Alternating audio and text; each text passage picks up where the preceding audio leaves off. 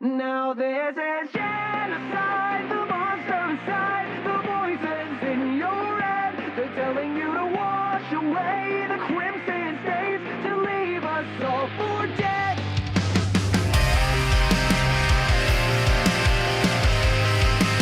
Now you're just a monster. Underverse. We all know about it, especially if you've been on this channel, because good grief. And this particular channel definitely got some of its inspiration from it, considering its concept is very similar to it, even if it didn't last as long, only really around 2 years or so. The series in question being The Villain Sand Squad by Yamato41. The series started in May 11th of 2019 and ended on April 9th of 2021. And by ended, I mean completely canceled. We literally only got like 5.5 episodes worth of content before he announced its cancellation a year later. What exactly made this series blow up so fast and so soon as it did? Well, we're gonna find out, but first, some context. Yamato41 created their channel on December 7th of 2015, but didn't upload until 2018 of July 10th, with it seemingly already gaining major views with their first public video cracking 480k plus views at the time of this recording. And it literally only went up from there because their second video gained 10 million fucking views. So they already have no issue getting into the swing of YouTube, clearly, with a very impressive sub count of 347,000 subscribers. In a matter of, what, only 4 to 5 years it seemed like? And I want to know what the hell the hype was all about, because along with that, their main series is also what helped them grow as popular as they did.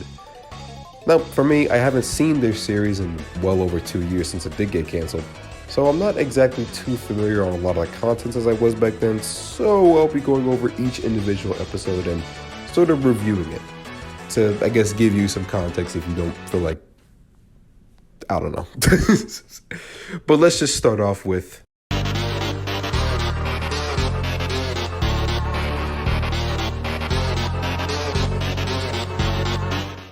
Episode 1 is indeed an episode of all time.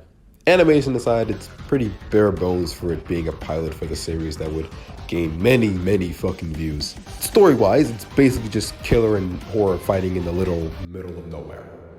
As a fight, it's pretty cool with some nice choreography, even if it is very slow, especially for something that's only 3 minutes long. That feels longer because some things are layered on too much.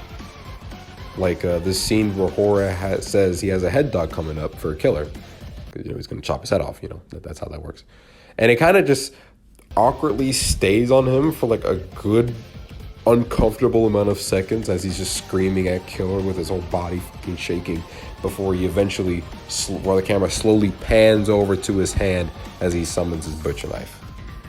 It does have its upsides where, in that same scene from a writing perspective where he said,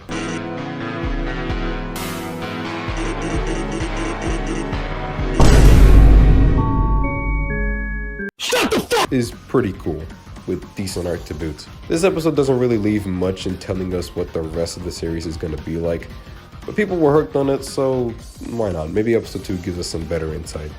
Overall, I give it like a 2.4 out of 5. It's literally as basic as you can get.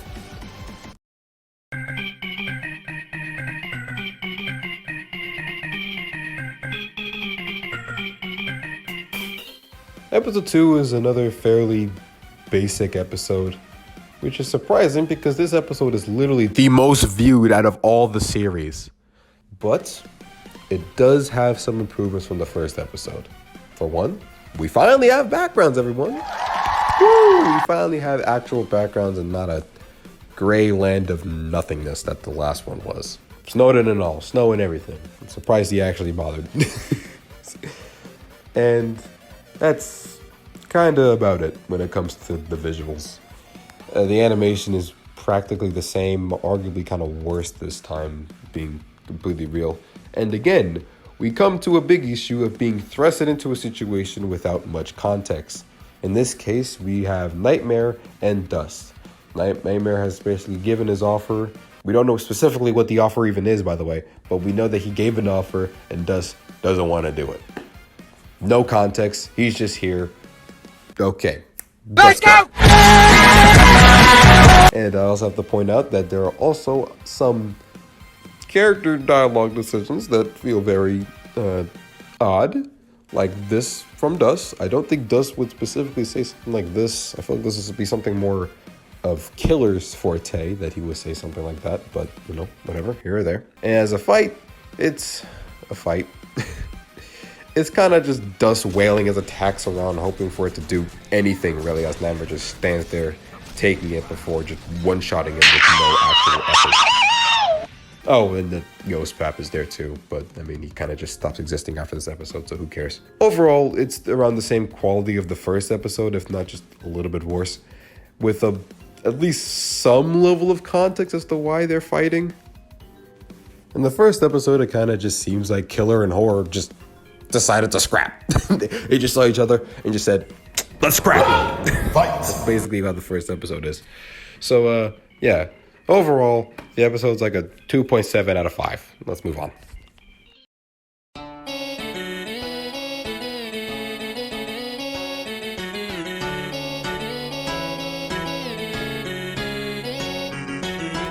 Now this is where stuff picks up. The episode picks off where episode 2 left off, with Dusk on the ground, literally on his knees, and just finally admitting defeat and accepting to be under Nightmare's control, I guess. And is now tasked with getting Horror. Speaking of which, the episode switches to them, and we already see major improvements when it comes to visuals. And the fight choreography in this episode is much more fluid than it was in the first and especially second episode. And significantly more fast-paced, even if there are some slight moments of slowness. But each episode, you can tell that they are improving at a decent rate. My personal favorite scene from this episode specifically is where Horror cuts up some of the bones, and the animation that goes into his eye flaming up is really fucking cool.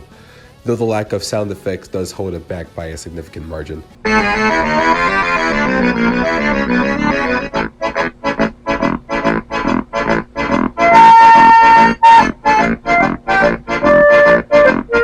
But we do get why they're fighting now. It basically is just to recruit Horror, like I said, and Dust manages to stop him by grabbing him by the soul and giving him fucking Vietnam flashbacks, I guess. Oh, and then Bill Sands is here too, by the way. Don't mind him. A much better episode that can stand on its own 2 feet, but does work as another episode compared to the last two. Without context, you would literally not know that they were connected. 3 out of 5.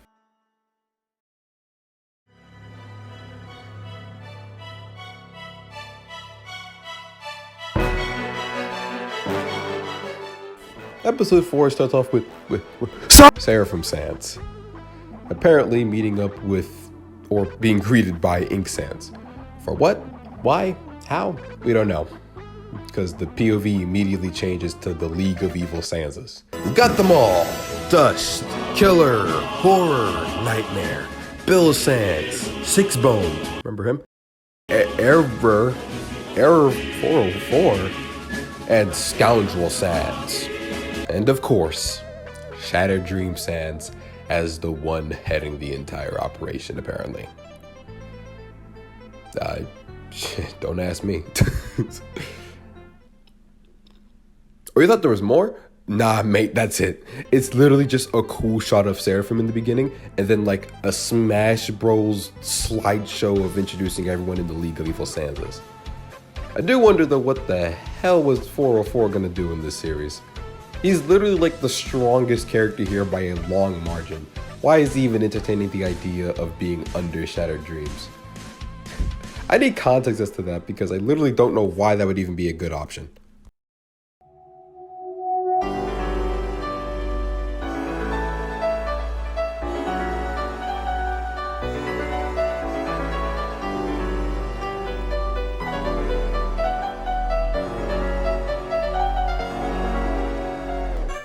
So apparently, during the year from the last episode, Yamada decided to go full Super Saiyan on this, and just managed to completely improve his art style by tenfold, make an entire fucking intro, double the runtime of the episode from 2, 3, 4 minutes to 20 minutes plus, and on top of that, add fucking voice acting from the VA that's most known for his Undertale comics, Mr. Amazing VA. and a sound effects designer because apparently he just has those connections. And no, I don't mean those stupid grunts that Camellia does with Glitchtail. Literally every line of dialogue is dubbed over, from Shattered Dream to Insanity Sans, who literally doesn't even speak words. It's just him breathing. Well, to start off, the animation and art style, it's almost completely night and day from the past 4 episodes. We've gone from fairly average to exceptionally amazing, with shading to boot. In the previous episodes, there was very little shading that made the world really pop out and feel real. And now he's done that to an exceptional level where now everything is so much more real with very good still drawn images. Damn near all of my complaints that I said about the previous episodes were basically corrected here. Everything feels so much more like an anime or like an actual produced show, with the length even indicating how much the format has changed. I'm even sure that if it hadn't been cancelled, it would have been ran very similarly to how Underverse is now. Hell, this episode feels like an Underverse episode in and of itself, and that isn't really a bad thing. Which then brings us to the other side of this episode, the story and writing. And I will say, it definitely does feel a lot more cohesive than it was in the previous couple episodes. The episode starts off with the crux of the series and our main antagonist being Shattered Dreams, basically wanting to destroy every piece of positive feeling in the multiverse. Don't know how he's gonna do that, but he killed Blue. It's a bit cryptic as to why he wants to do it, but it's implied it's all Ink's fault, so go figure. After this, we are thrusted into a montage of the Bad Time Trio and their memories of what's happened to them, who they're fighting, and basically like the mirror version of what Sans was told to or promised to do by Toriel, which is honestly a pretty potent scene, and as it goes through basically how all them handle their frisk, essentially, with the exception of Papyrus, because he honestly had the worst of it. He had to deal with Error trying to destroy his world and was literally killed by Blue. So yeah, it's very depressing, but I love it. In short, the Murder Time Trio confront the Bad Time Trio with a deal promising them freedom when they really just want to kill them. And them saying that they're the saviors of the multiverse, essentially, backed up by the fact that they basically have killed more than they have actually saved. In the background of them speaking is honestly a really good visual storytelling ability that tells us everything we need to know. Yeah, they're not for us and they're not who they say they are. And it really does hone in the fact that they can't be trusted. Ended with Sans effectively calling their bluff by doing like a fake accepting of the deal before revealing that they aren't who they are because Dust kept his papyrus scarf. With Sans having a reaction that I would definitely see him having if this is what he saw in canon. Ending on a cliffhanger of Sans blasting the blasters off at the Murder Time Trio. Overall, this episode blew a lot of my expectations out of the fucking water for this series. It's almost like a completely different artist and animator just came in and took over the channel, and there you go. It's honestly astonishing how much improvement in only really just a year happened. Because apparently, believe it or not, this episode was going to be in a similar format to the other one, the 2020 version, but that one apparently got scrapped and he just decided to do the whole thing over, add an extra 15 minutes to it, and there you go. I'm very glad he did so, even if it probably costed the series, not gonna lie. But if you want to watch it, I do suggest you do, even if you just want to see what it could have been. 4.8 out of 5. Well, unfortunately, not everything can go right. The series was canceled a year later on April 30th of 2022. The sad part is we literally hit the peak of what the show could offer, and it was gutted before it could even get halfway through the race. It always hurts to see projects canceled like this, especially with what it had going for it with the VAs, the length of the videos, and the sound effects. All of it just kind of not being able to fully grow. It also hurts more to the fact that it ended on a cliffhanger to a fight that we literally will never see fully, outside of obviously some work in progresses that he had before he canceled it. Well, at least it was canceled on a good note and not a nothing episode like 4 was. And it at least went out on a high, with Sans blasting us to oblivion. Yamata is still continuing his animations of other projects, and I hope those at least stay around for a long time as well. Now, as a whole, do I think this series is great, if not good? No. This series as a whole is just 4 very mediocre to okay episodes with 1 really exceptional episode. If the series had gone at least a couple episodes past 5, I do think it would have hit its full potential and definitely counteracted a lot of the mid we got for the first 4 episodes. But as it stands right now, it's just kind of What do you mean, So maybe Yamata has more series I'm on that can at least make up for it. And even if it didn't have a long living legacy to really behold, it can probably still be nostalgic to some people. And I do think it, was going to be one of the greats. But that's all I have to say for this video. Thanks for watching. And seriously, what was Arrow 44 going to do in this series?